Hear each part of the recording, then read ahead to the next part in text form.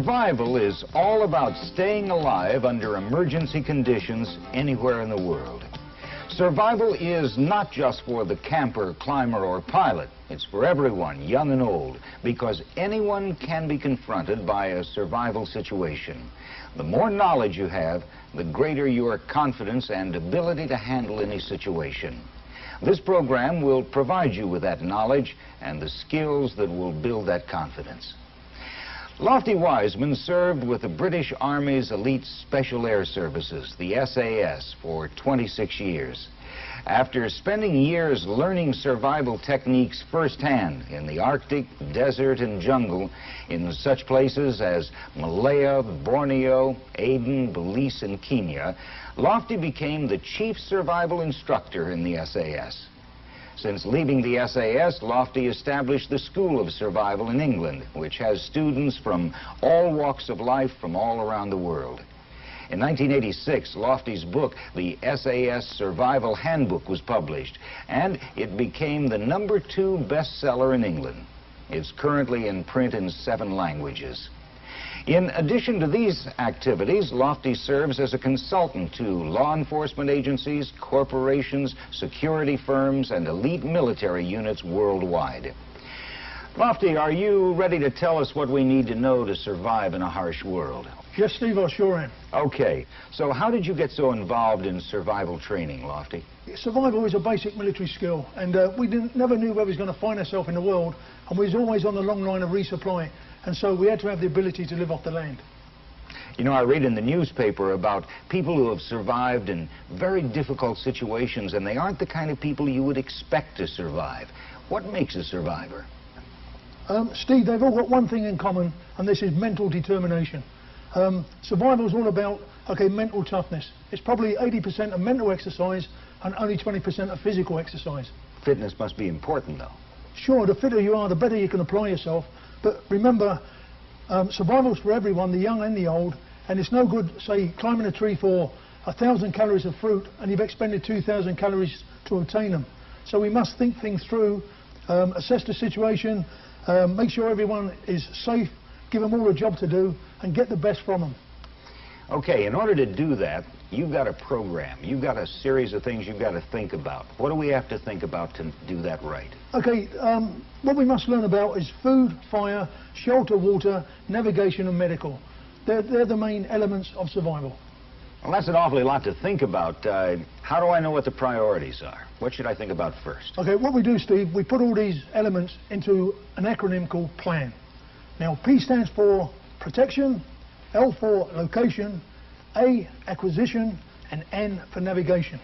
All right, tell me a little more. What do you mean by protection? Okay, however we find ourselves in a survival situation, be it an aircraft crashing and there's a likelihood of exploding fuel, we must have protection from further danger.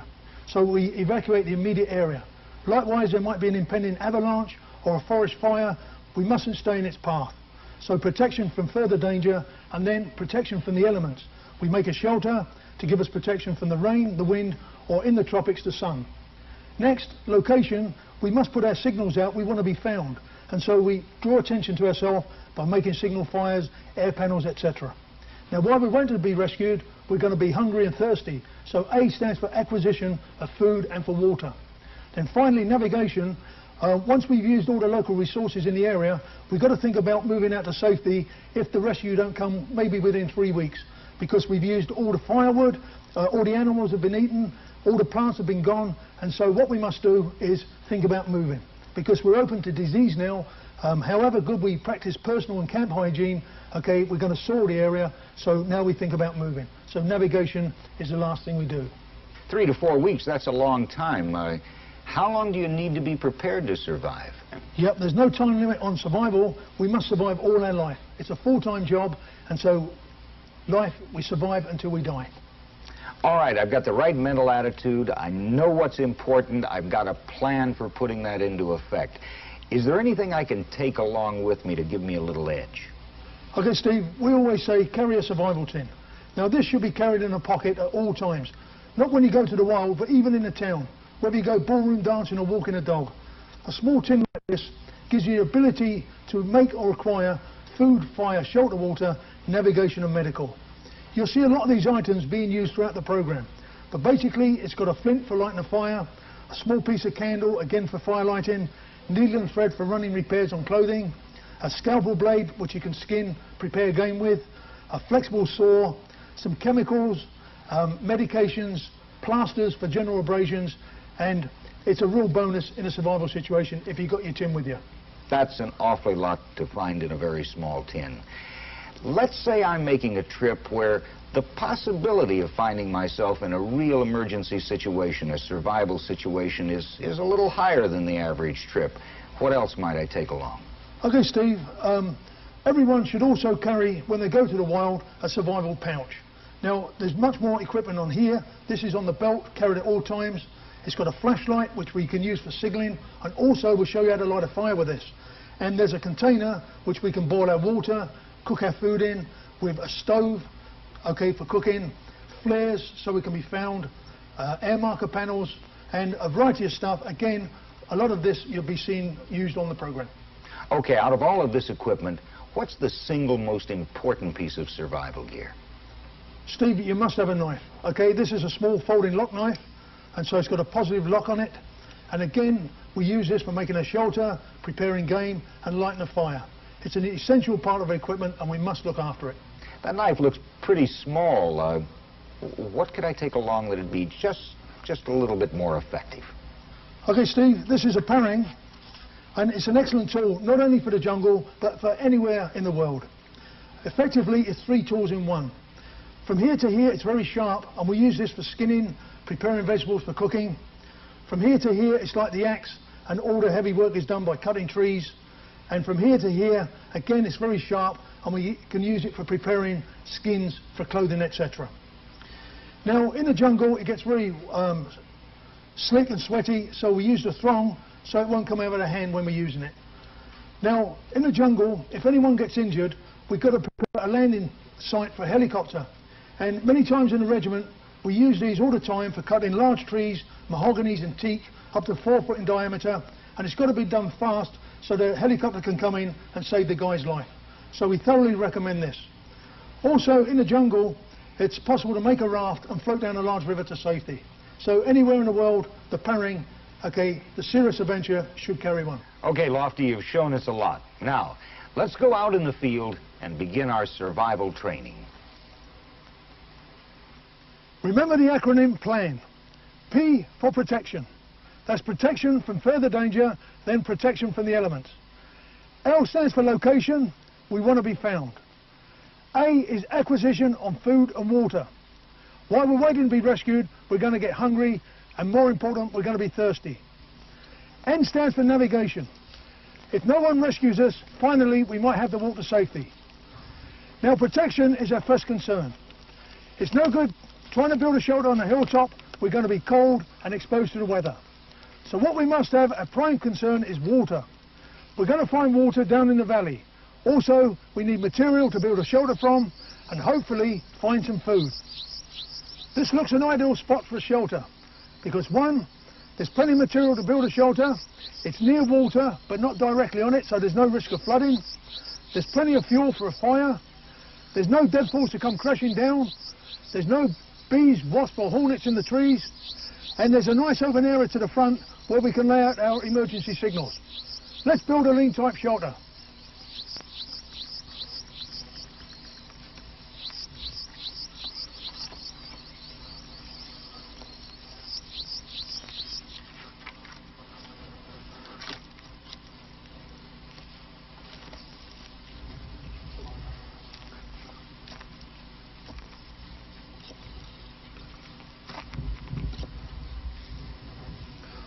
Okay, for a start, what I've done, I've put a crossbar between 2 trees and about 4 foot high. And then a 45-degree angle, I put the back stakes in. I've dug them in the ground and leant them forward. I've now got to put poles all the way along here, 45-degree angles, about 18 inches apart.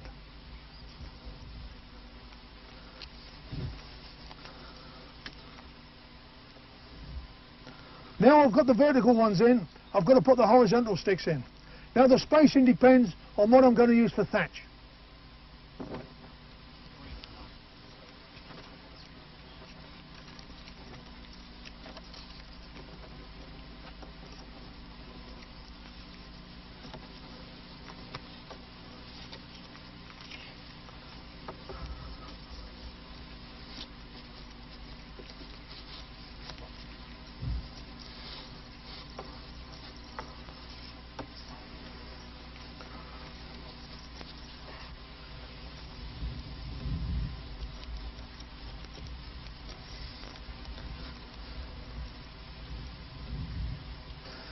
Make sure it's strong.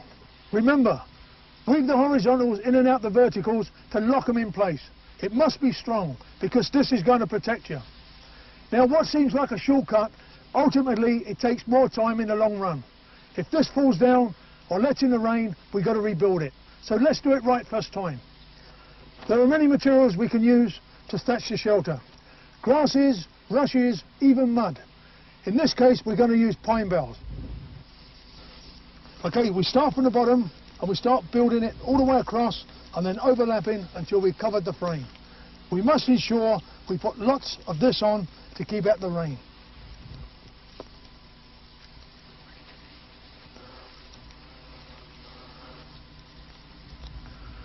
That's the back finished. Now we've ensured there's no holes in it and it's thick enough to repel any rain. The 45-degree angle is also very important. Now we can improve this further by filling in the sides. What we do is exactly the same as the back. We angle in verticals and we intertwine the horizontals and then we thatch it. Now this gives us more room. We can stow our firewood there, we can put equipment there, and it also stops the wind from whistling around the sides. We can further improve on this by putting on the front porch. This is easily done. Just angle in 2 sticks, put on the crossbar,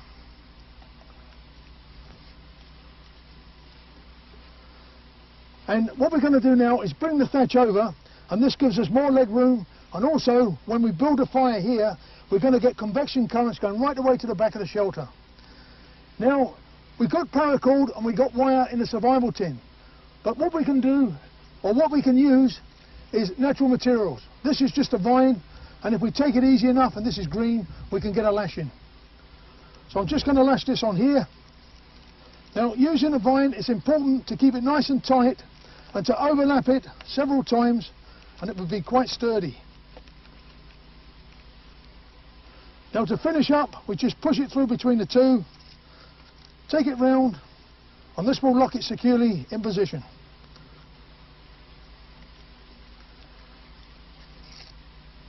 Now I've got a good strong shelter, I don't care what the weather does. I'm going to be dry, and once I get a fire going, I'm going to be warm. Now the idea of this front porch is my fire's to the front, and I'm going to get convection currents going right the way to the back of the shelter and keep me warm. This shelter is good for the rain, the wind and the snow. However, when I go to the tropics, I need to construct a different type of shelter. Let's go and have a look what I've got over here. This is a pole bed built in an A-frame. It's very strong, and the more weight you put on it, the stronger it becomes. Now this is ideal when you've got bad ground conditions, such as you find in the jungle with creepy crawlies and ants and termites. It gets you off the ground. Also, in hot climates, you need the cooling effect of the air going underneath the bed, keeping you cool.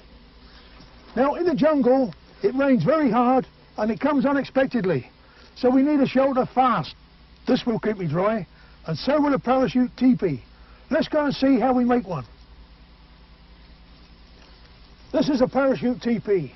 It's easily put up, and remember, a parachute is part of a life-preserving equipment. Now as long as it's steep enough, it will repel the rain, it will keep off the wind, and in the sun it offers good shade. Why don't you come inside and have a look? As you can see, it's larger than it looks from the outside. Now remember, keep off the walls when it's raining and you won't get wet. Really interesting shelters, Lofty. If you were in a colder climate, the Arctic for instance, what would you use there? Okay, in the Arctic we would use the snow. We can either dig down and make a snow hole or build up and make an igloo. No matter where we find ourselves in the world, we can always make a shelter. In the desert we must have shade. So again, we can dig down, put some material up, get shade from the sun. On the plains we can dig down or use sod and build a shelter. So no matter where you find yourself in the world, there's always natural materials we can use. Let me ask you about the pole bed. I didn't quite see how you constructed that. Could you demonstrate that for us here? Okay, the pole bed, this is a model of it. We start by digging in, okay, our A-frame, dig them securely into the ground, and it's best if we can either lean them against a tree or build like a triangular and dig this one in, and this will prevent that from toppling. We then take our material, and in the sleeves provided we insert our poles, and then this goes on the top, And the more weight we put down on this, okay, the firmer it becomes. We now put our shelter over the top, making a basher, and this protects us from the elements. You know, I noticed in that last shot when you were inside the teepee, there wasn't a center pole. I would have expected a center pole. How do you handle that? With the parachute, what we do is at the apex, we've got a cord and we tie a rock to this and we throw it over a convenient branch and we hoist it up, and as the parachute hangs down, we then peg it to the ground, making sure we've got a nice steep angle, and we peg it nice and wide, and you can see how big it was. It gives us adequate protection. Really interesting. Okay, we've covered shelters. Now let's go back out in the field for another aspect of protection. Now we've built our shelter, we can consider lighting a fire. Now fire can mean the difference between life and death in a survival situation. We must be able to light a fire under any condition, anywhere in the world. Now there are three important points to remember. First, you stand in dead wood. 2, with a sharp knife, we feather our wood. And 3, keep your matches dry. Now I'll show you what I mean over here. This is the shaven wood. Remember, we take standing dead wood and we shave it with our sharp knife. What we do, we keep on turning the wood around and cutting slivers, and so one match will ignite this. Now any pieces dropping, they go in the fireplace and can be used. This is what we're going to use for our tinder. Now here's a selection of tinder. This one here is birch bark and it burns just like paper. This is burlap, and as long as it's natural material, i.e. it's not nylon or plastic, this is sisal, hemp or jute. Cotton wool, different dried grasses and sedges, and shaven wood. Pine resin is an excellent way of lighting a fire. Just collect it and use it like a candle. Also, if you lose a filling, the resin can be used to plug the gap, and when it reaches the moisture of the mouth, solidifies and acts as a temporary filling. Remember, good tinder takes numerous of sparks to ignite. We've got our tinder arranged now, and we need one match to ignite it. Let's have a look at some different types of matches. Don't carry matches like this, as it's only a matter of time before they get wet, either through sweat or from the rain. This is a waterproof container, and it contains waterproof matches. However, these matches must be struck on a special surface, and this is on the outside of the container. So although the matches are dry, if this gets wet, it renders the matches useless. This is the ideal container. Again, it's waterproof, but now it contains strike anywhere matches. It has also got a flint on the base of it, and we'll show you how this is used in a minute.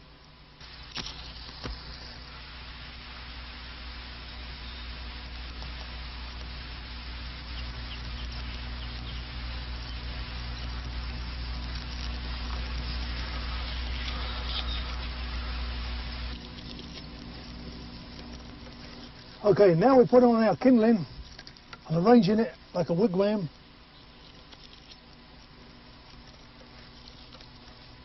And it's as easy as that to light a fire.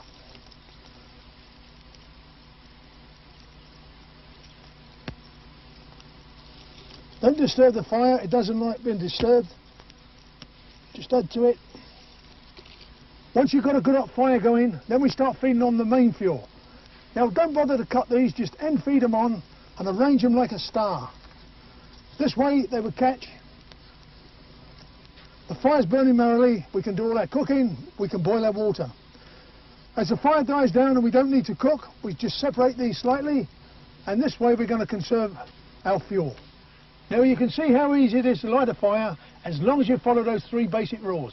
1, collect standing deadwood. 2, shave it. 3rd, keep your matches dry and in a proper container. Now it's all very well when you've got matches, but if you've got no matches, there's other methods we can use. The first one we're going to show is the magnifying glass. Use the glass to intensify the sun's rays. Get as small as dot as possible and direct it onto your tinder. In this case we've got some cotton bud, and also burnt wood is ideal. Another method of lighting a fire is using a flint from the survival tin. Arrange cotton, shave your wood as before, and use your knife, scrape the flint, ignite the cotton, and then put this on top. And away she goes. This is a magnesium block with a flint to the back. In difficult conditions, we can shave magnesium off the block, collect them on our tinder, and then use the flint to ignite the magnesium. Now you see how readily that burns. Remember, aircraft are made out of the same material. Another way of lighting fires is using chemicals. Take the potassium permanganate from the survival tin and pour a small pinch of it here. Add a pinch of sugar, mix it together, and we can ignite this using friction, spark or glycerine.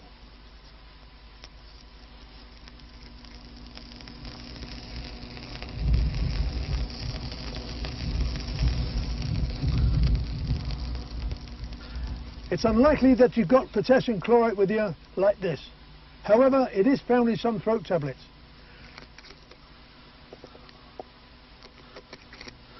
As before, we add a pinch of sugar. Now sugar is the oxidizing agent. We mix it together, and now we can ignite this either by spark, friction or sulfuric acid. We find sulfuric acid in a battery in a vehicle. In this case, we're going to use a spark.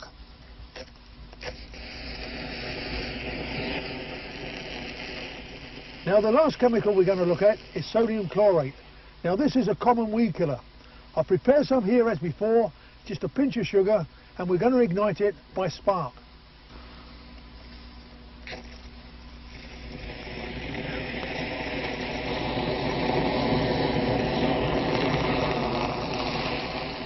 As you can see, this burns very fiercely and must be used with extreme caution. It must only be used as an expedient survival technique. Now the next method I'm going to use is equally as dangerous. We're going to use ammunition and pyrotechnics. Now hunters and military personnel will probably have these with them. I'm going to carefully cut through the case and expose the propellant inside. Now we must do this carefully. I'm now going to cut through the wadding.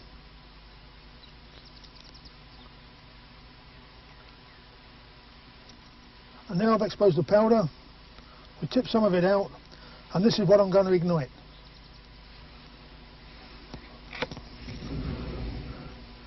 Now that burns very fast, so you must be prepared and have your fire prepared. Now we're going to go into pyrotechnics. Now flares contain magnesium, and we'll be foolish to start cutting these in half. So we're going to use another technique. Let's have a look over here. This is a typical distress flare, and when activated it fires a solid block of magnesium at great speed. So to light a fire from it, I must do it very carefully. Here I prepared a fireplace with lots of energy absorbing material, and then I'm going to fire the flare into this, and it's going to ignite all the dry brush that I prepared there.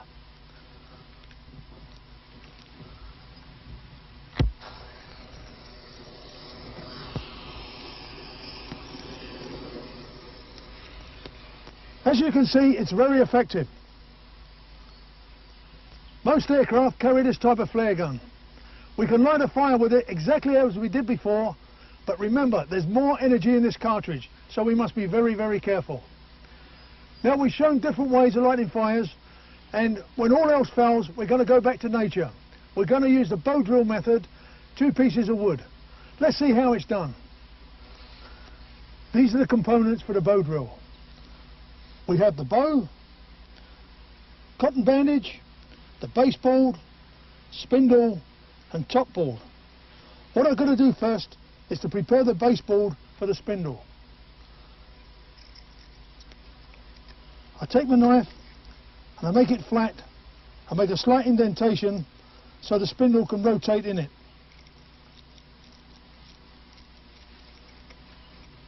Now the principle behind this is the basewood is soft and the spindle is hard. So once we located it in its socket and rotated it with the drill, the hardwood, it grinds away to the softwood, and it's important to cut this keyway in to collect the very fine tinder that is generated. The more pressure we put on the bow, this starts glowing just like a cigarette end. We transfer it to our tinder, and then by blowing we get a flame. Now as you can see, that took a lot of time and you must practice it. let me give you a few more tips on lighting the fire. Remember, in the survival kit we carry a candle. Now when you light a match, always light your candle first, whether you're going to light a cigarette, your stove, or start a fire. And what we do, we use this under the fire. As soon as it starts going, we recover the candle, put it out, and we only use a small piece of it. Now we can take pine resin and make a candle. It burns exactly the same, and is an excellent way of lighting the fire. Now a piece this size will burn for about 20 minutes. Knowing how to light a fire is not enough. We must practice it.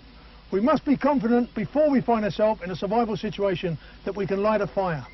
Remember, now we've got a shelter, we've got a fire, we are protected. The next thing we've got to worry about is being found. Lofty, you made starting a fire with a flint and steel look so easy. How did you do that? Steve, it really is easy, even when wet. Okay, using a striker, and a downward movement like so. Have a go. I'm sure you do it. Think I can do this, huh? There's some cotton wool. Okay. Let's get the right side there. Let's do it. We'll try it again here. Yep. There you go. And there we go. And we got fire. It's as easy as that. Okay. Okay. Now, you said also not to cut into the magnesium flare. What was that about? Okay, this type of aerial flare, there's a rocket motor here, and there's a magnesium block here. Now, cutting into it could cause friction, and it could go off, causing serious injury and burns. Also, if you fire this on anything that's solid, it will bounce back, again causing injury. So when we lit the fire from it, we dug a hole, we lined it with energy-absorbing material, like dry leaves and grasses, put all our tinder at the back, prepared our fireplace, and when we fire this into it, we look away, the ball of magnesium goes out, ignites our tinder, it starts the fire. If it hits anything solid, it will bounce back and can cause serious injury.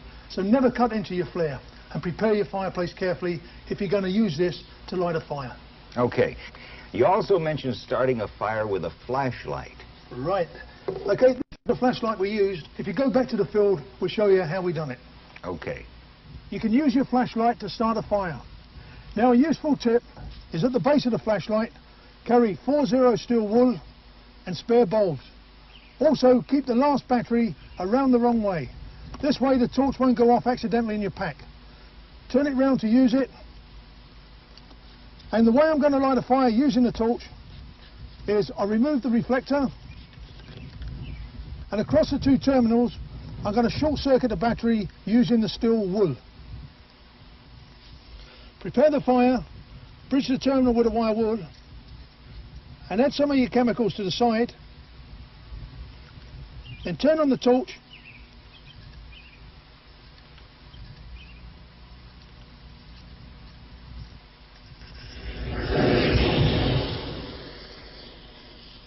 And that's how easy it is to light the fire. Well, that seemed to work really well, but it didn't do the flashlight any good. No, it sure didn't, Steve. But remember, in a cold climate, we must have a fire. So if you've got no other means of lighting a fire, it's okay to sacrifice your flashlight. So remember, we must have fire. It's the difference between life and death in a cold situation. All right. Okay, we've covered protection. We've looked around our local area. We've gotten out of immediate danger. We've constructed a shelter, and we've got fire. And now we're ready for the next element in our plan.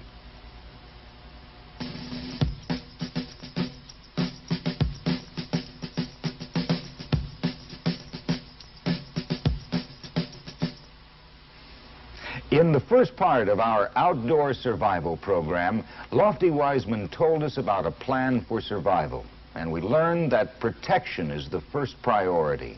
Safety from immediate danger, constructing a shelter, and starting a fire. Now we're ready for the next step of our survival plan, location. Lofty, what do you mean by location? Okay, Steve, what we must do is put out ground air signals in the hope of being found. Now, regardless of what sort of journey we undergo, we always alert the authorities, be it the forest rangers or the coast guards, and we tell them where we're going, what time we're expected at the other end, so when we go missing, people are aware that we are maybe in danger and they know where to search for us. However, in a survival situation, it arises because of freak weather, instrument failure, and we find ourselves somewhere on the ground and we ain't got a clue where we are. So we must have the ability to draw attention to ourselves. Okay, draw attention to ourselves. What visual signals can we make? Okay, the best one is the fire triangle. If you look here, this is what it looks like. Once we've got protection, we now go on to location. This entails putting out ground-to-air panels so we can be found. Here we got the fire triangle. It's a tripod dug into the ground with a platform built on it. On the platform, we prepare our fire exactly as we did before. We feather our wood, but now we use pine resin, any inflammable material from the aircraft or the wreckage, like petrol, oil, lubricants, rubber tyres, upholstery. So just one match will ignite it. We cover the whole thing in fir branches. Now this keeps it dry, it's off the ground, so don't matter if it snows or floods, the fire is always dry. When we ignite this, we leave the green stuff on by day, this generates the smoke. Of a night, we take it off and we just have a bright flame.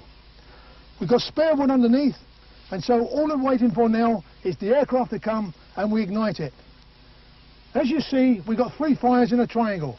This is the international distress signal. All we've got to do now is cover this up and wait for aircraft. It seems to me there's a good chance that the aircraft will be long gone before you get your fires lit. Yeah, that's exactly right, Steve. However, the aircraft flies a particular pattern called a baseline search. What it does, it overlaps itself, covering the ground, flying up and down.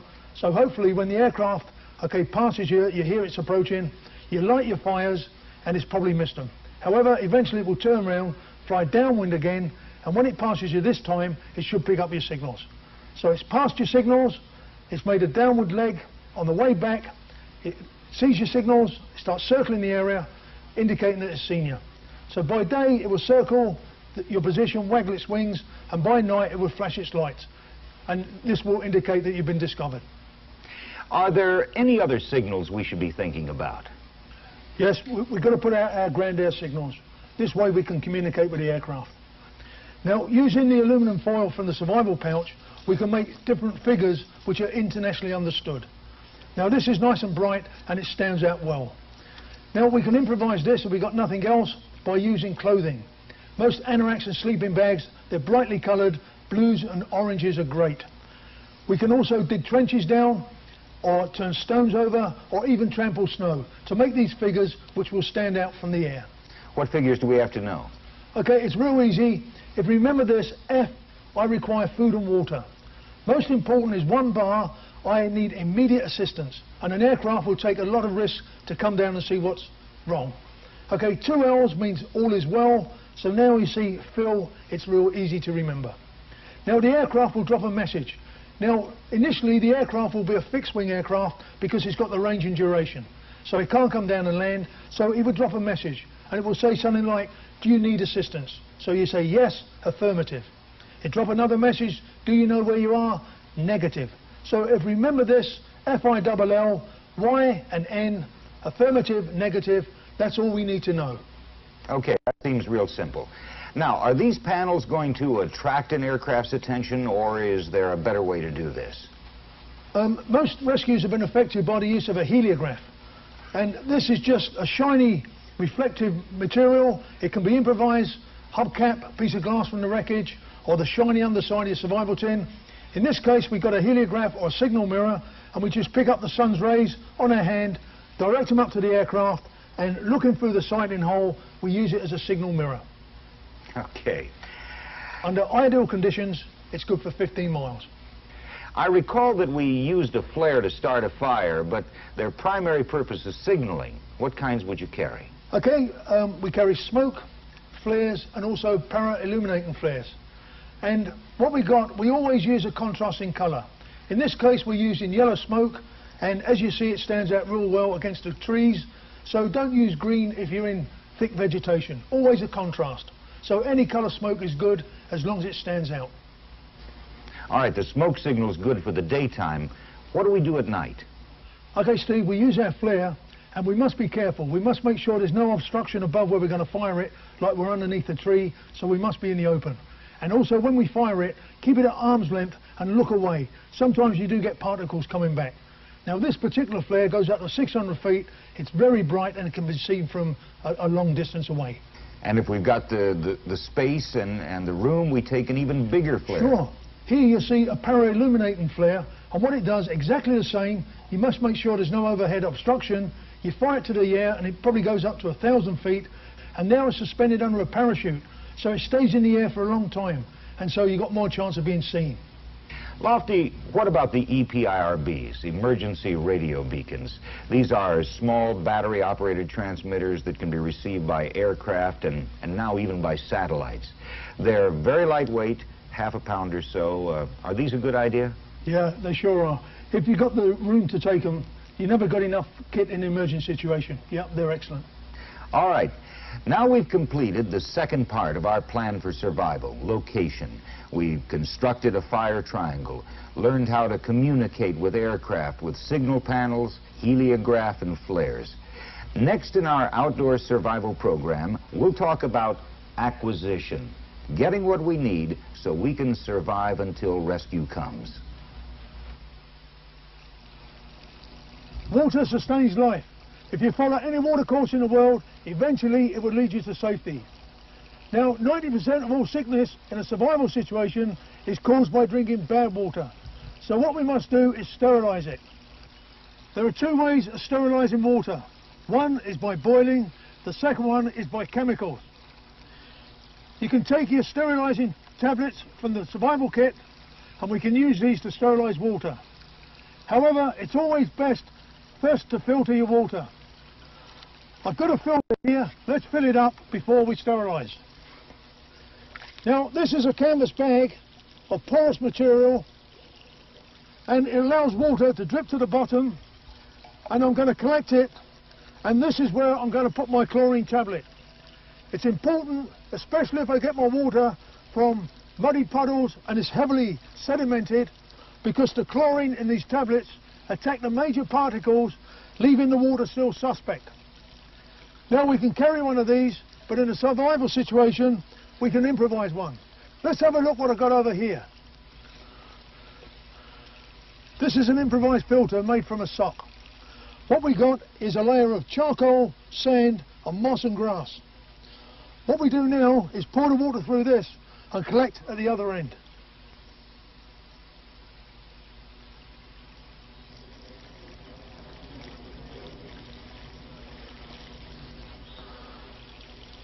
As the water is filtering through, we collect it at the bottom.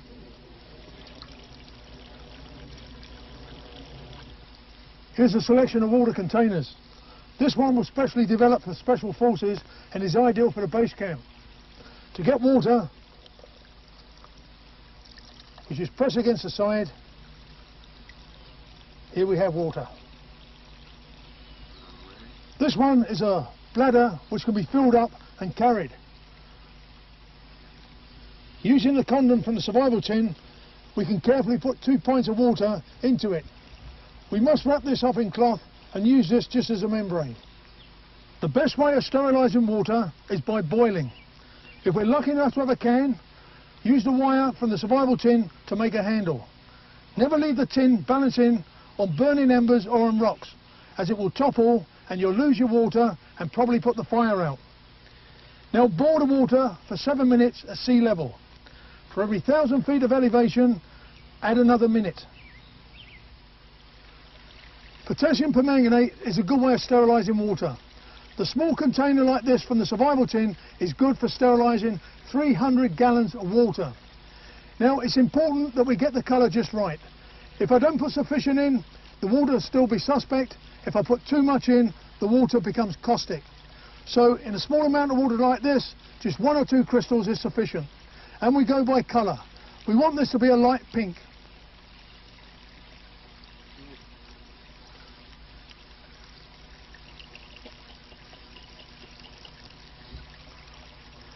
That's just about the right colour.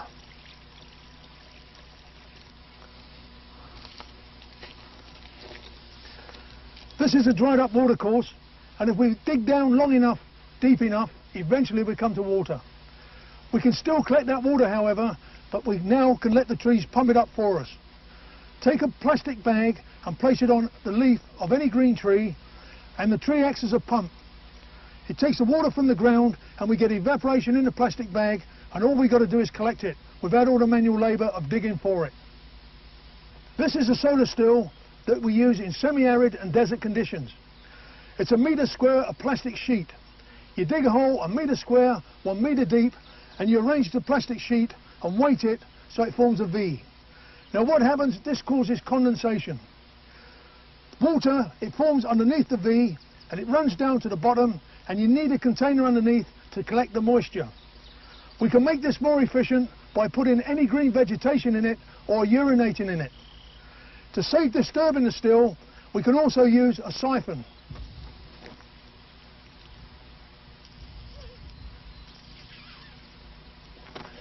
Now with a siphon, you can take the water exactly when you need it. There's no need to purify the water, it's absolutely pure. Now as you can see in the still, it's also a good insect trap. Let's have a look underneath the still and see how much water we have collected. Under ideal conditions, this is good for a quart of water. We've got probably a pint here spending 6 hours, so we're doing okay. Now don't make these any bigger, the metre square is the optimum. If you need more water, carry more sheets of polythene and dig more solar stills.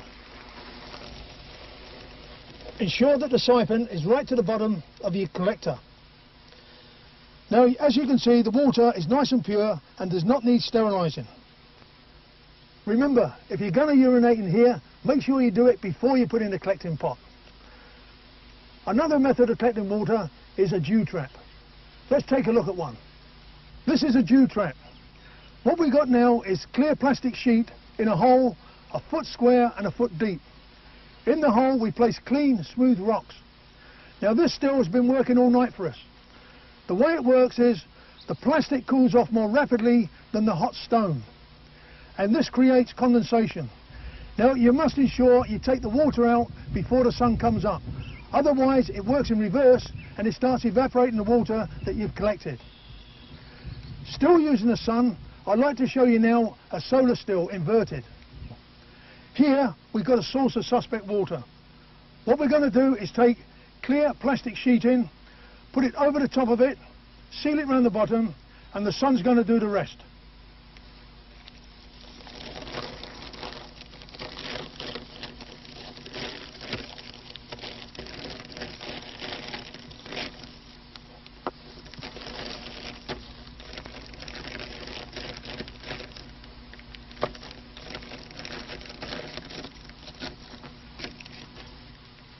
With all these solar stills, we must use clear plastic sheeting, not the dark variety.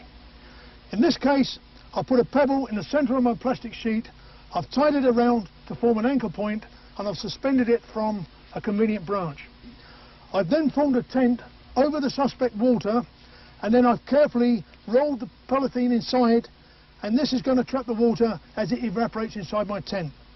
I've sealed it all the way around the edge, and we leave this now, and the warmer the sun is, the better this works. Okay, Lofty, I understand how the solar still works, but tell me again how you get the water out. Okay, we carefully wrap the polythene underneath, and when we want the water, what we do, we start lifting it out from the side carefully and tilting it to the lowest part of the still, and in time we turn the still right upside down and the water's all collected in the polythene curl at the lowest point.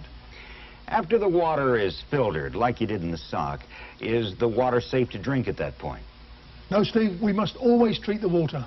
Regardless of water source or how clear and sparkling the water looks, the filter only takes out the suspended matter, it don't take out the bacteria. So we must always treat what we got in our container, either by boiling or by chemicals. Okay, boiling water is okay if you have a metal container, but what if you don't have one? Okay, Steve. Imagine this is a sheet of birch bark. We can fold this carefully, okay, fold in the sides, fold at the ends, make the creases to the rear, fold it over, do the same this end. What we made now is a coulerman. Now, if we put this, okay, on ashes filled with water, what we got moisture inside, indirect heat, and the water would boil in this without rupturing the vessel. Very clever.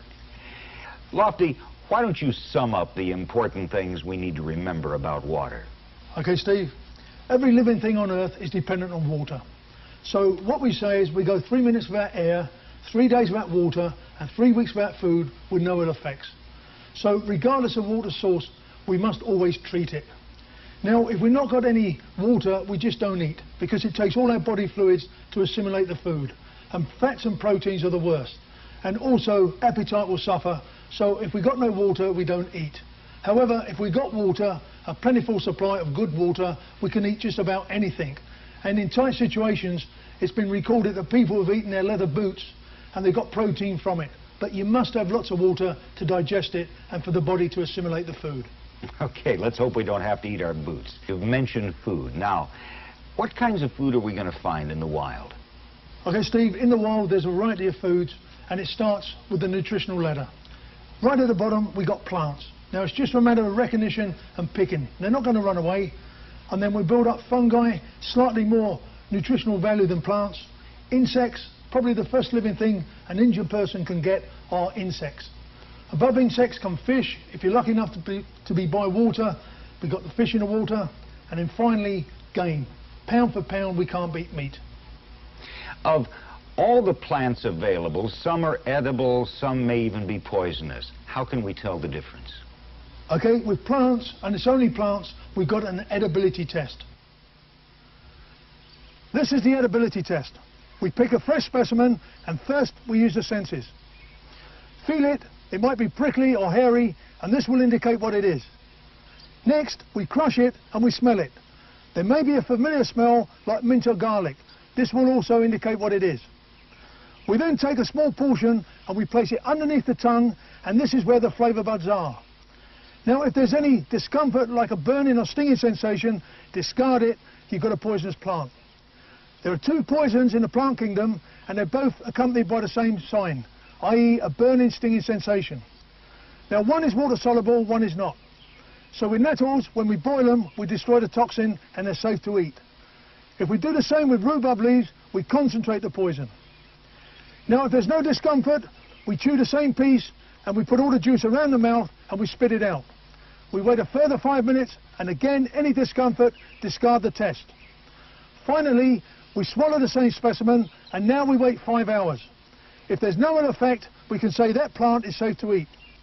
However, it's a long drawn-out process, and it's so much easier to identify some of the common plants, so let's go and have a look and see what we can find. The bulrush is an excellent source of nourishment. Now, in late summer, it's got the familiar seed spike on the top, and we can eat all parts of this. What we're looking for here is the rootstock. Now, the root of any plant is a storehouse, and it contains good starch, so it's an excellent source of nourishment. The dandelion is very common and easily recognised by its flower. When it's not in bloom, its distinctive leaf also helps to identify it. Now, all parts of the plant are edible, and we cook the leaf just like spinach. Now, the plant also has a taproot, and if we expose this, it's best by roasting the root, and it also makes a palatable coffee. We can also cook this like parsnip. The plantain is very common, and we can use it as spinach, but it does taste bitter. In late summer, it's got a seed spike here, which is full of seeds. Now, these seeds contain oil. If we put these in the soup, we're going to get good nutritional value. We can also use all the plant medicinally, where if we put it on a wound, it does help stop bleeding. Mint is an excellent flavouring when we add it to our stew. It's easily identified by its distinctive smell. We can also use it medicinally if we mix it with charcoal and take it for an upset stomach. The charcoal helps to draw the toxins, and the mint settles the stomach. The stinging nettle is an excellent source of nourishment. It's plentiful and it's easily identified. If you brush against it, you get stung, and the best way to remedy that is take a pinch of the plant, crush it, and rub it on the stung part. Now, the stinging sensation is caused by formic acid, and as soon as we boil this, that's eliminated. Now, the nettle contains vitamins and minerals, and we make a nettle tea by taking a handful of the leaf, boil it, and if we drink this, it's full of iron and it's good pick-me-up. The dried stems are very tough and can be used as twine. Also, if we want to dye our clothing green, we just put it in with a selection of leaf, boil it all together, and we finish up with an olive drab material. You can make a useful tea using pine needles. Pine needles contain vitamins, especially vitamin C. Take a pint of water and boil it, allow it to cool. Take a handful of pine needles and let them seep in the water. Now don't boil the needles in the water, otherwise you'll destroy the vitamin content. Now when you're feeling weak and lethargic, try some pine needle tea because it acts as a stimulant and a tonic. It's a pick-me-up. Also, while you're by the edge of a wood, have a look around, you might find some useful fungi. Fungi come above plants on a nutritional ladder. Pound for pound, they got more nourishment. However, with plants, we've got an edibility test. With fungi, it must be one of positive recognition. If you're not sure, leave them alone. Now, fungi is just a plant without chlorophyll, so consequently, it must feed on dead or decaying matter. Now, the big drawback with fungi is some are deadly. Just here, we've got the worst case, the Amanita phalloides, or the death cat. Now, this has got the following characteristics. It's got a vulva, it's got a ring, it's got white gills. Now the season for this is summer, late autumn. You never find it in pastures or meadows, only in or around woodlands. Now there's three bad things about this fungi. One, it smells of raw potatoes, so it's a familiar smell. Secondly, it tastes sweet. Thirdly, and the worst case, nothing happens after eating between 5 and 18 hours. What it is a series of alkaloids, and then when it mixes with your body chemistry, it sets up toxins.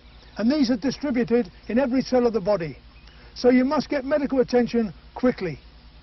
The Amanita phalloides accounts for 90% of all fatalities due to fungi poisoning.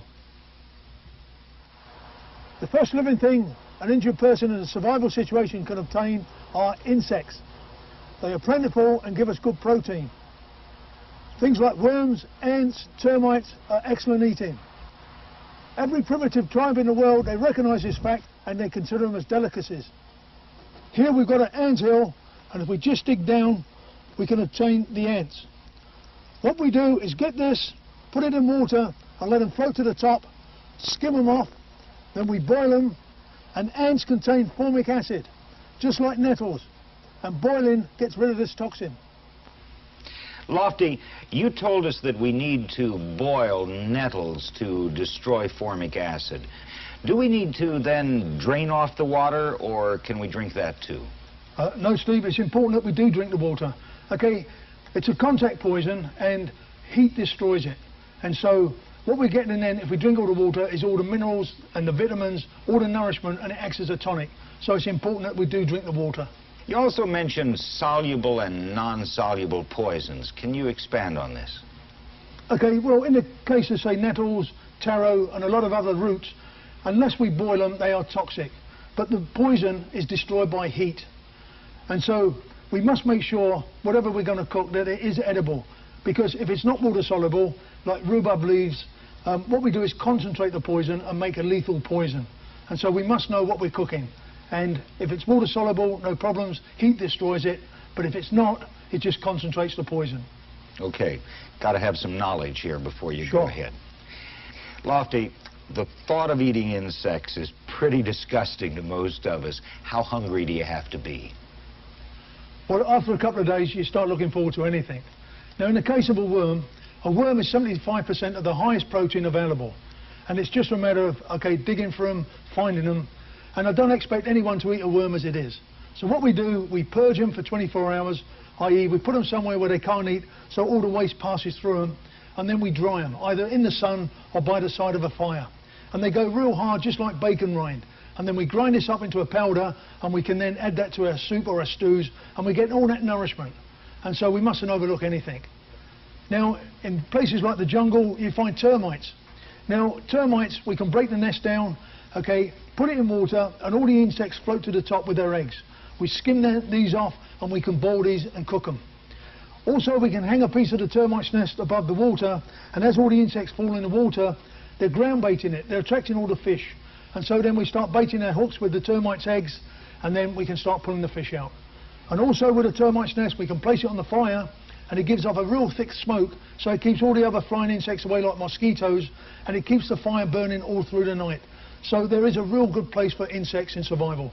Every primitive tribe in the world, they realise this and they consider insects as delicacies. Well, I hope I never find myself in a situation where I have to resort to your insect recipes. But if I do, I'm ready. Okay, so far we've talked about the acquisition of water and some kinds of food, plants, fungi, and insects. I'm much more interested in acquiring fish and game, and that's what we'll talk about in the next part of our outdoor survival program.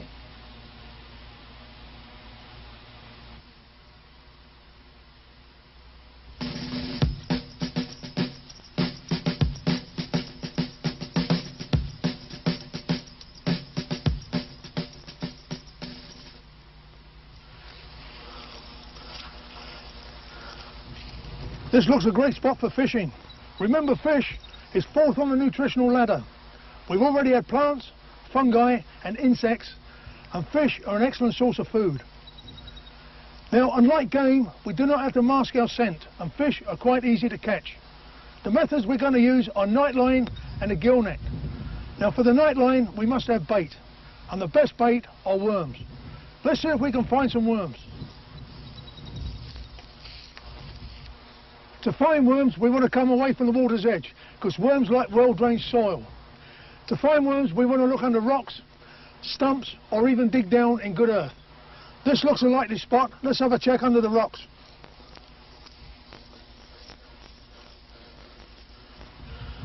Okay, there's a worm. Now, fish like worms because 1, they're full of protein, 2, the movement when they're in the water attracts them, and 3, they're plentiful. Let's go and bait our nightline. This is a nightline. It's a length of parachute cord, weighted at one end with a rock, and coming off it at 3-foot intervals are fish line, hooks, baited with a worm. Take your line out from your survival tin, attach it to the line, bait the hook with a worm, and now we're ready to fish for ground feeders, mid feeders and surface feeders. Now the top line has also been known to take water birds. We're ready now. Let's go and launch it in the lake.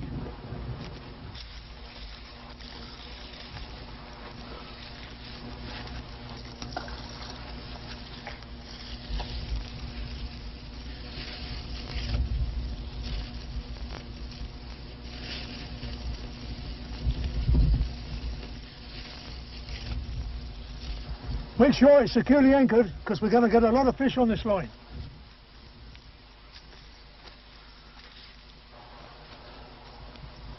This is a gill net.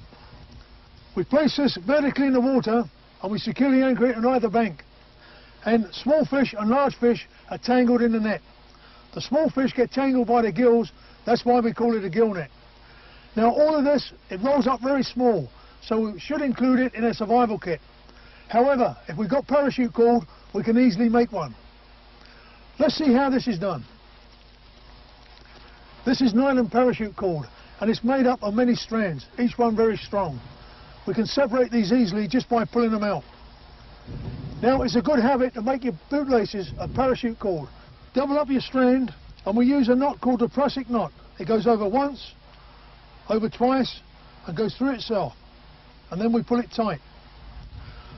We want to aim for 1.5 inches between knots, so we space them out on the top cord, pull them together and draw them tight.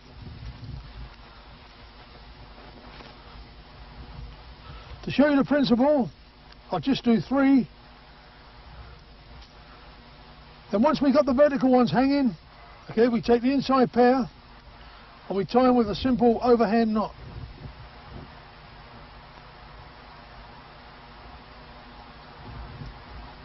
What we want to try and do is get about 1.5 inches between knots.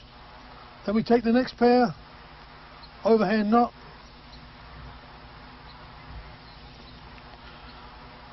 The next pair, and now you can see the net being formed. Now this seems like a lot of work, but remember, we might have injured people or old people with us. And this is good therapy for them, and it makes them feel useful and add into the contribution in a survival situation. Now once this is done, this is how we put it in the water. I've securely anchored one end to the bank, and you must make sure it's real tight because we're going to catch a lot of fish this way. I then carefully pick the net up, and I'm going to walk around the edge of the bay, paying the net out as I go. When I reach the other side, I securely anchor this end to the bank. I must ensure the net is straight down in the water, that way we're going to catch lots of fish.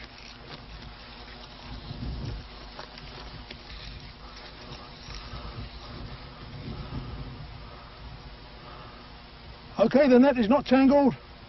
I'll let it sink to the bottom there, and I'm going to securely anchor it to this root here, making sure it's real tight.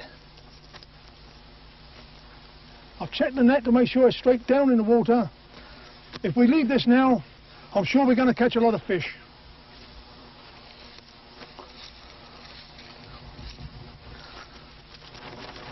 It's easy to make a spear, and this is good for night fishing. If you've got a flashlight, you shine it on the surface of the water, and this will attract fish. Then they can be speared.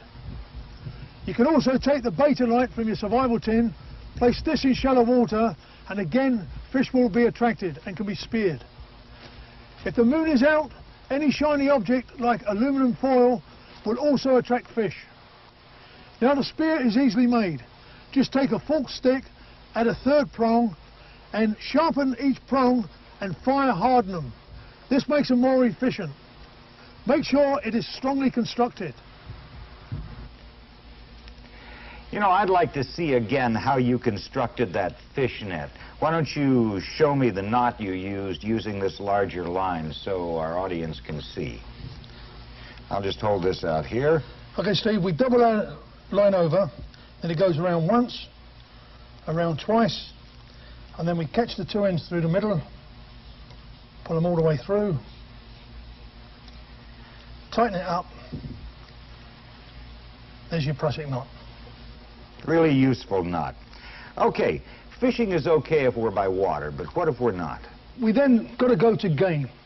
Now, pound for pound, you can't beat meat, and we must have protein for tissue regrowth.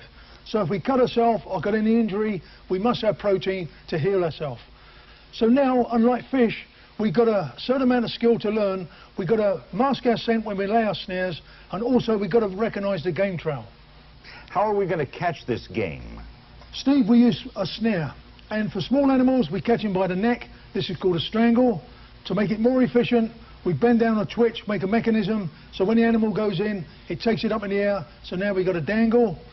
For larger animals, we can drop a rock on them. This is a mangle, and in the case of the fishing net, the fish swim into it. It's called a tangle. So we use mangle, dangle, tangle, and strangle. And what if we don't have any snares in our survival kit? They're very easy to make and easily improvised. We can use our bootlaces, string, wire, and all we've got to make is a running noose. Okay, let's go back out in the field and see how snares are used. What we're going to use is a simple snare. We take the wire from a survival tin and we make a running noose.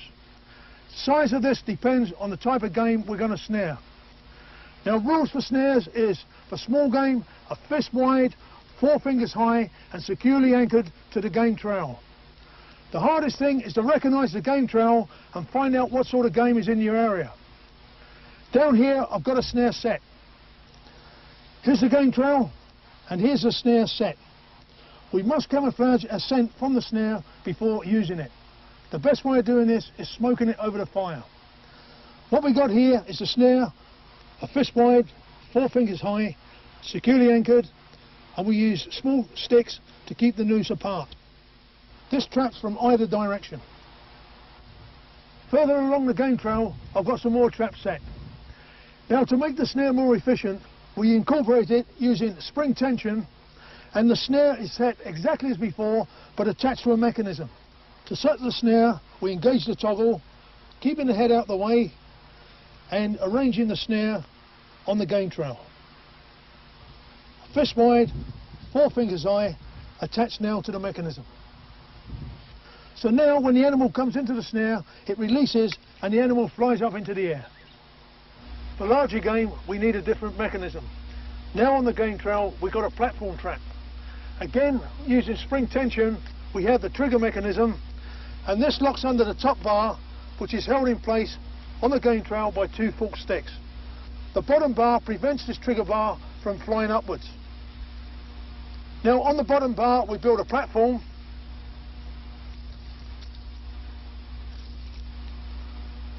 and on this we spread some grass, and now we use a foot snare.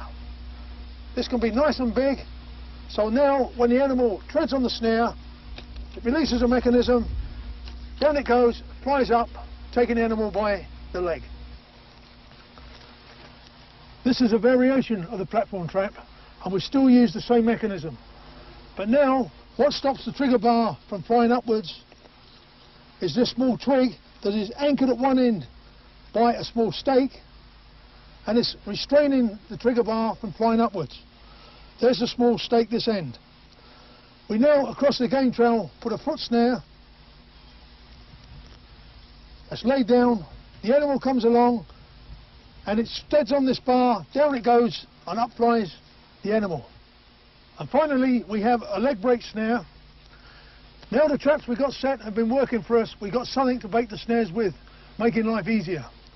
In this case we got the trigger bar, it goes underneath here and is locked in position by the bait bar. This restrains it from going forward, and underneath the bait we put the leg noose,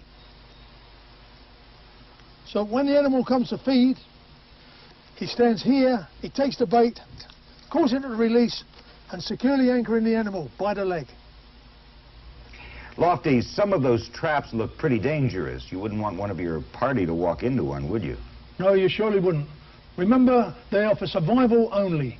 Never set them, if you want to practice these mechanisms, on a place where humans or domestic animals could be snared. They are purely for survival only. Okay, good safety tip. Now, our gill nets have been in the stream for a while now. Let's go back and see how they did. Now, we've had plenty of plants, but I'm really looking forward to some protein. For long-term survival, we must have protein. Let's hope the net provides.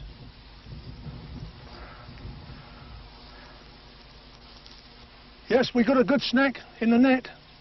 Once one fish has swam in, leave the net because they attract others. Now we must check the net at first light, noon and last light. Night lines are devastating. We've got a few fish on here. Now they don't look very big, but remember, small fish, if you get enough of them, they are a meal. You can also use the real small fish to catch larger fish. A sprat to catch a mackerel. Now this is an ideal way of fishing because it leaves you free to do other things in the camp, more essential camp duties. And these are working for you all the time. Leave them unattended. Fish are high on a nutritional ladder coming above insects. Remember, night lines and gill nets, they're lethal. If there's fish in the water, they will take them. Now once we got the fish, we've got to prepare it. This is how we do it. There's the anal orifice, and what I'm going to do is insert the knife and split it right the way to the head.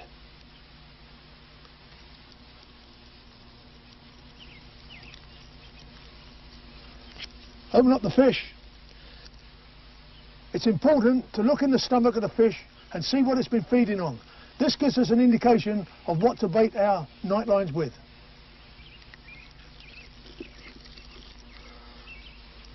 Okay, we use the guts for fish bait again.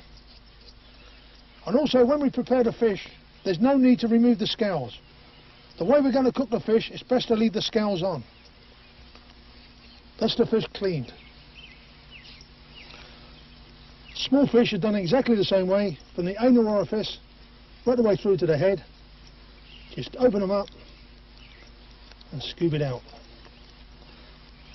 Again, see what they've been eating.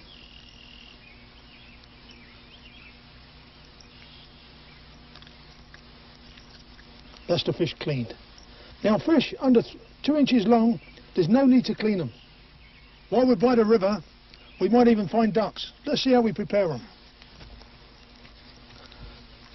There are 2 ways we can prepare the bird. We can start by plucking it, and this is long and tedious, or we can skin it. So all we need to do is take a pinch of the skin and cut here. Insert the hands.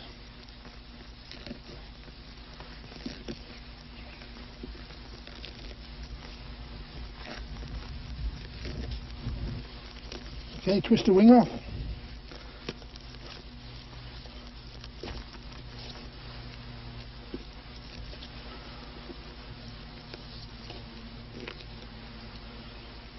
Put it all the way down the leg.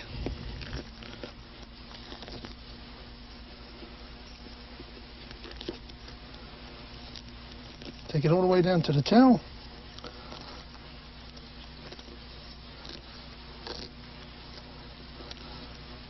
Just twist the tail. And you've got a cut here. Just run the back.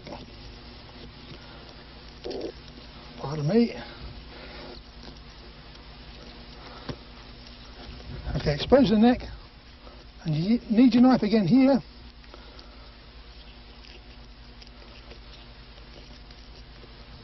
Now we skin the bird, now we're going to gut it. Now we must do this carefully, because some birds, like crows, which are carrion, because of their eating habits, they might have salmonella present in the gut. So we must make sure we don't puncture it. Now the easiest way to contract a disease from any game is through a break in the skin. So if you've got a cut, make sure it's covered. Once the meat has been thoroughly boiled, there's very little risk. Let's see how we got the bird. Take a small pinch, put the fingers in. Okay, expose the gut, then take that cut round the line of the ribs. Here we see the liver, and in here is the gallbladder. That small organ there, that's what we want to nip out first. Now take out all the gut.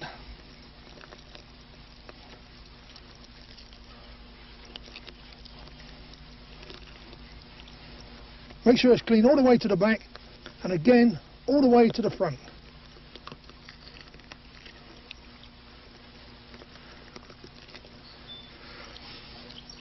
The bird is now clean.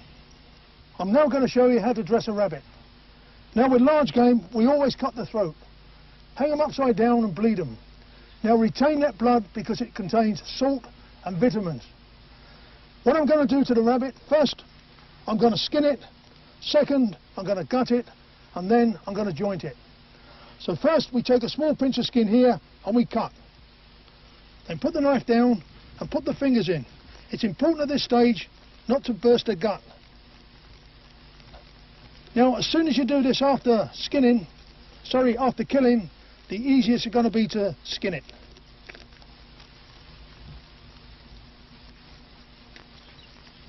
All the way around the back. Take it all the way down each leg.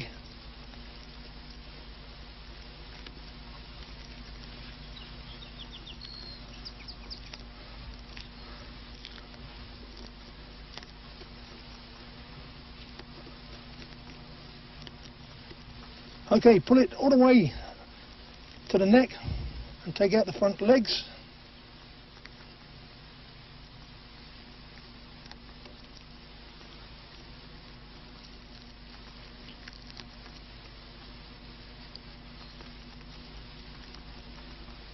Okay, pull the skin as far up the neck as you can,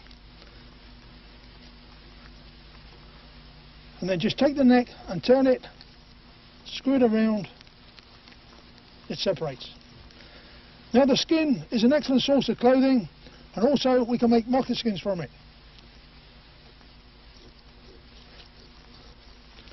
A little bit of fur around the legs to come off.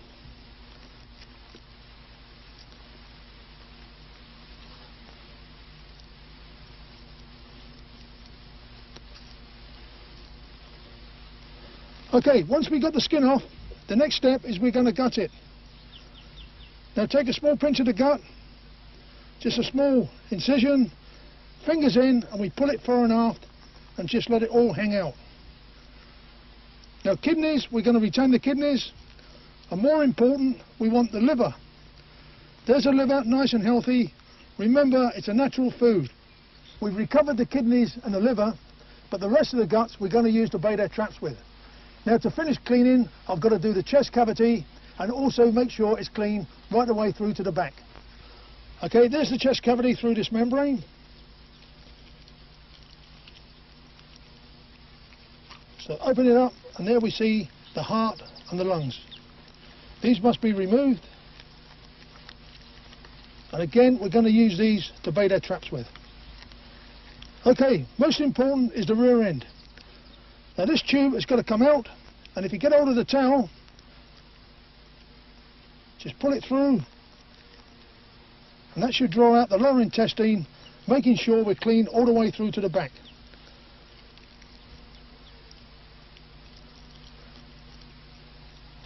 As you can see, there's a lot of flies around the animal. This is done on the trap lines, not in the camp. We must keep the flies out of the camp. Okay, what we're going to do now is remove the feet. Just take the animal, be careful here because these bones are real sharp. Just snap them off, twist them, and they come off. Now the back legs, they've got a tendon, so we need a knife to cut through. So what we do is snap the bone, expose the tendon, take the knife and cut. The animal is now clean. What it needs now is a good wash in the river.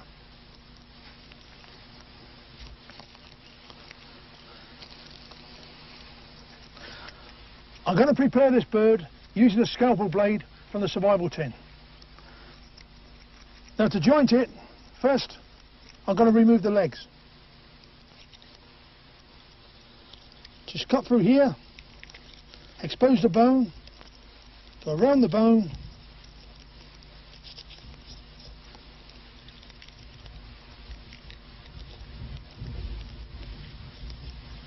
one leg. Do the same with the other leg. Expose the joint, get around the joint,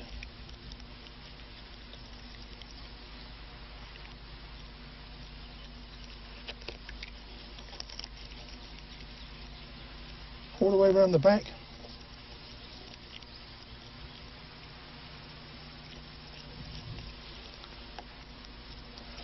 Okay, the neck we're going to put in the stew, so we just snap it back, cut through it. We can then snap that off.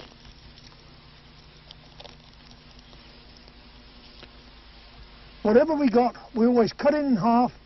We eat our immediate needs and the rest we preserve. Now the best way of preserving meat is by jerky. This is thin strips of lean meat, no fat on at all, and we smoke it. Cut thin strips, no more than a quarter.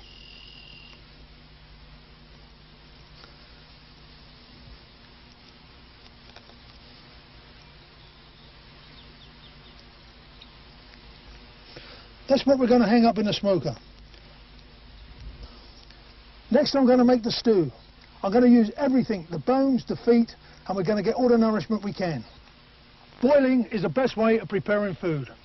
It's the safest as we destroy all germs, and secondly, we lose very little of the nutrients. Now, when cooking meat, place this in a pot first and bring it to the boil and then reduce it to a simmer. Then start adding your plants, fungi and insects, as these take less cooking time. In the pot I've got some of that duck. Let's add some of the herbs to it. Add your nettle, dandelion and mint. Not only have we got the meat to eat, but we've got that rich juicy gravy. Now drink this as it acts just like a tonic. Now this is just about ready, so let's swing it off the fire. You can still cook if you've not got a pot. Let's take a look how over here. This is a pit fire and we can cook over it, but we do lose some of the nutrients as all the fat drips into the fire and are wasted. Now this fire, it's a hole lined with stone and it's fuel economical because the stone absorbs the heat and we cook in the embers. We can cook rabbit and fish in the same method. A nice way of preparing fish is baking it in clay. This is why we don't take the scales off it. Lay your fish on clay and then start wrapping it around the body, and this completely seals it. We then place it in the embers of the fire and give it 20 minutes. The fish will be cooked to a T, and when we break the clay off, all the scales and skin will come with it.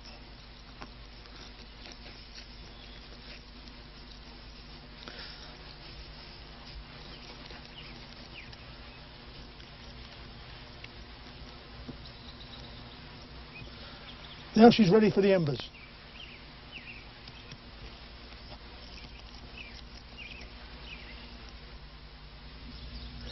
The carp looks done. Let's have a taste.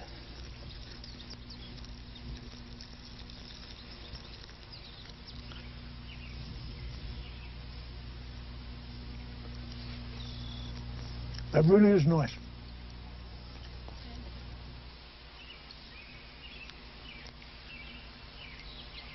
I'd like to introduce you to a nice way of cooking called a hangi. We dig a pit in the ground and we light a fire. On top of the fire we put rocks.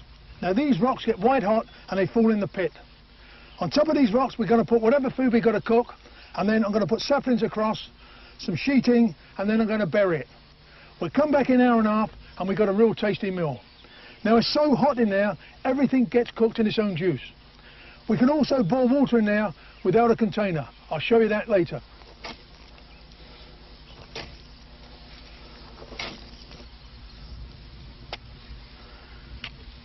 Now we sealed the oven, it's acting like a giant pressure cooker.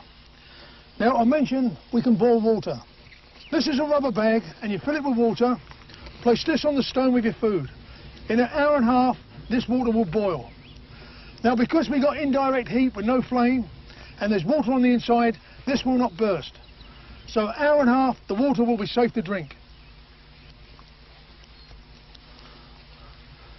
This is a smoked TP.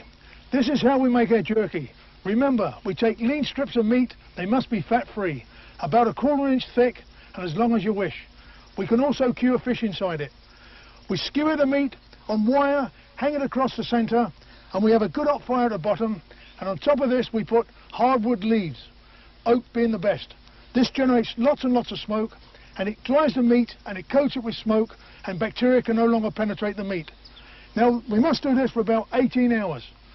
As long as we keep the jerky dry, it will last indefinitely. Let's take a look inside. Bacteria can only survive in a 3% or more solution of moisture. So what we've done here, we dried the meat so there's no more moisture. We've also coated the meat with a film of smoke which contains chemicals, and this prevents bacteria from penetrating it. So as long as we keep that jerky dry, it will last us indefinitely. Now if I start with a pound of meat and we got 500 calories, by the time I've finished, I've got half a pound of meat, but I've still got 500 calories. So it's an excellent survival food. Let's take a look what the hangi's doing. Okay, start by removing the dirt from the middle, otherwise it'll all collapse in. Put it well out the way.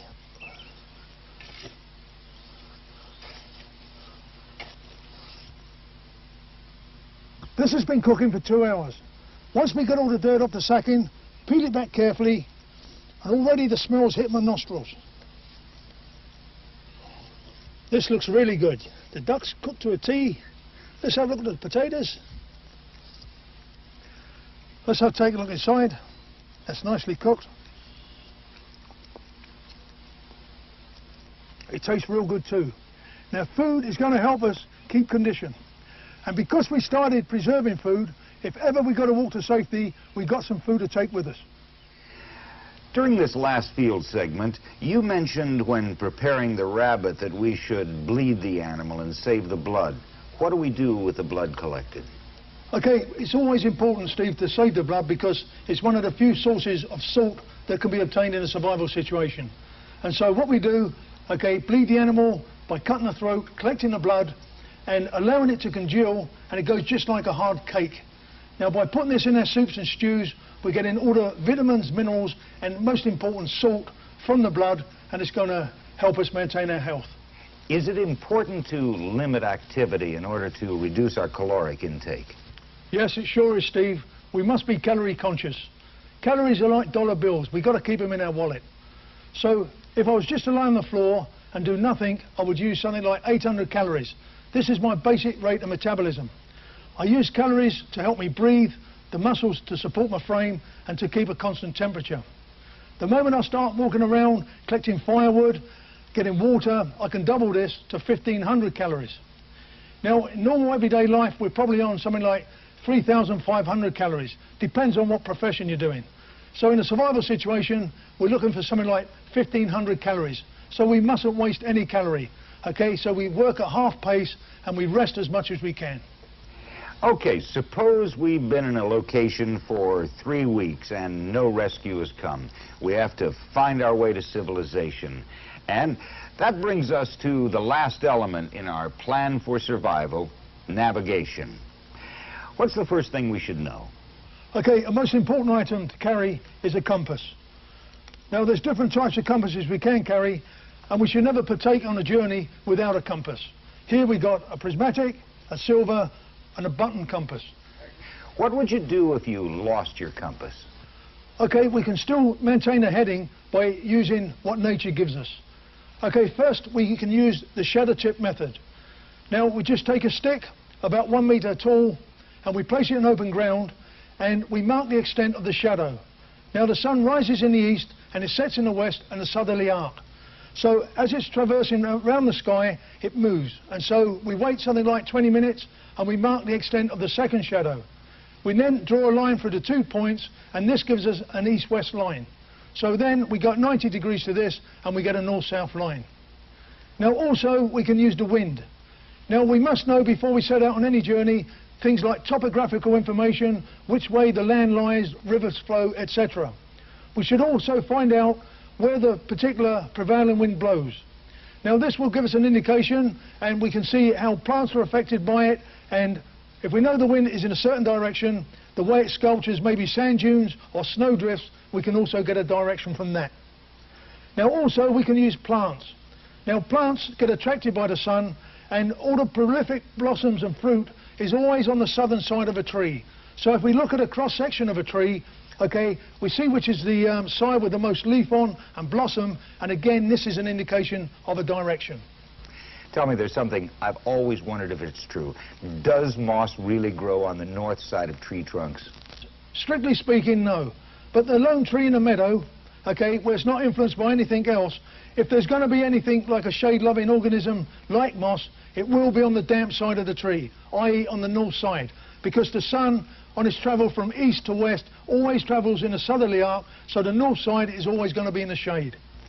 If we needed to, could we make a compass? Yes, we can, Steve. All we need is to take the needle from the survival tin, and we need a power source of at least 2 volts. And then from positive, wrap the needle with 12 coils of insulated wire back into negative, and what we've done is energize the needle. Now we know if we've done it because we touch it to metal and we can feel it attracting. This is exactly how they make compass needles in a factory.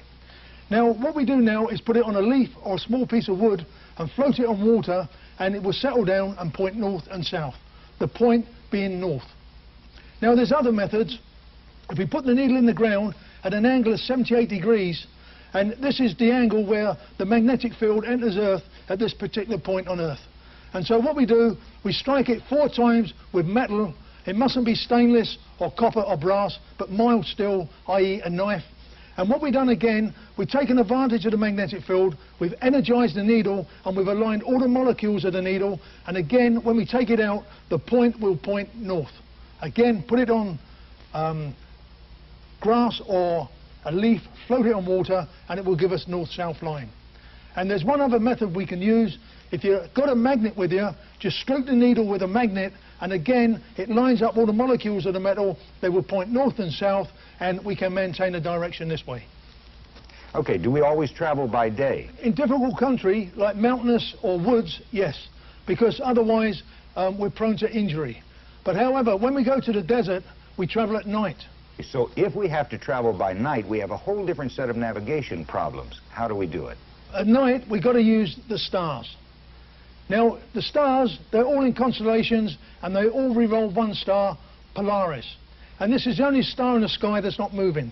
So, to indicate Polaris, it's not the brightest star. We need these pointers to be able to pick it out. So the first one we're going to is the Plough, also known as the Big Dipper or the Panhandle.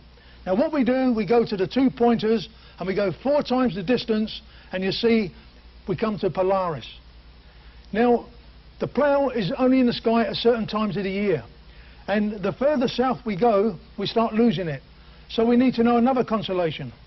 Now real opposite the Plough comes Cassiopeia, and again if we go to the 2 extreme left stars and then using the center star of the 2, 4 times that distance, and we come to Polaris again. Now, further south we go again, we start losing Cassiopeia. So now we use Orion. Now, the belt of Orion, the 3 stars, is smack above the equator. So to get north, we just go to the extreme right-hand side of the constellation and draw a line, and as it comes over our head, that's going to point north. So no matter where we find ourselves, we can always get a direction from the stars. Well, Lofty, we've learned a lot from this outdoor survival program. We know we have to have a plan for survival. P for protection, L for location, A for acquisition, and N for navigation.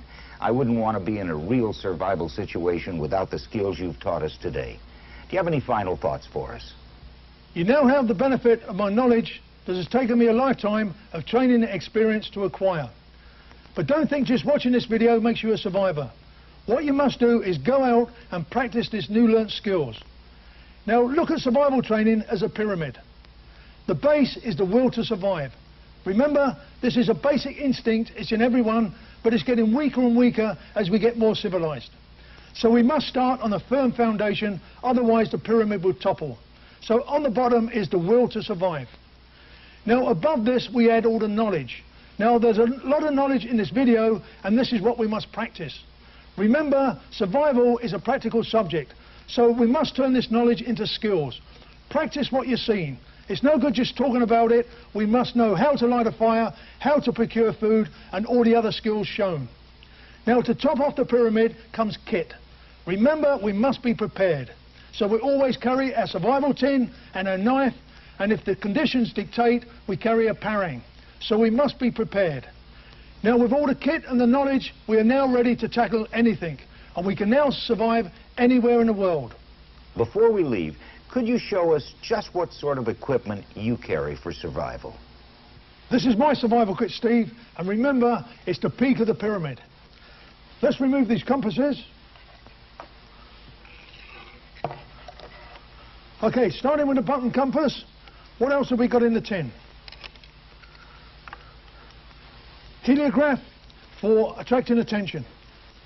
We can also use the shiny surface of the inside of the lid. The flint and steel for fire lighting, what you've already seen. Brass wire from where we make our snares, and also the pot handle, or any time we need a firm fixing.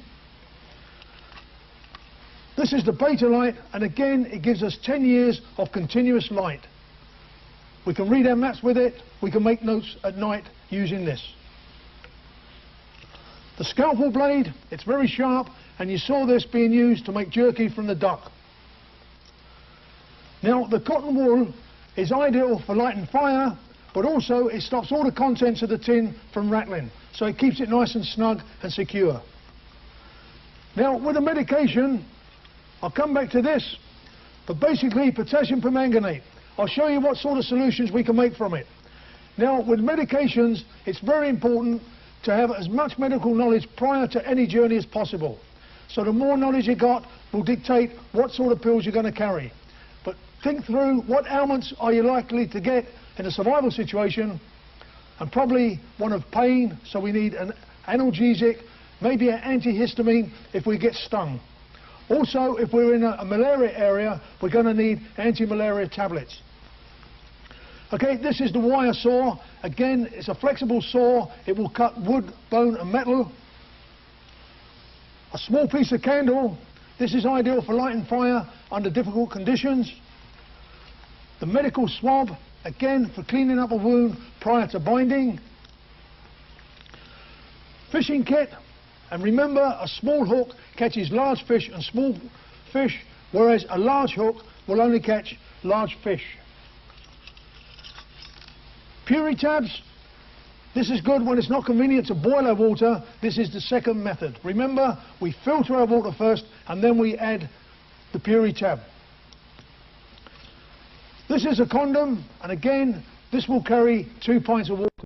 Remember, we only use this as a membrane. We must wrap it inside something more solid, like our jacket, and then we can carry it safely. And finally, plasters.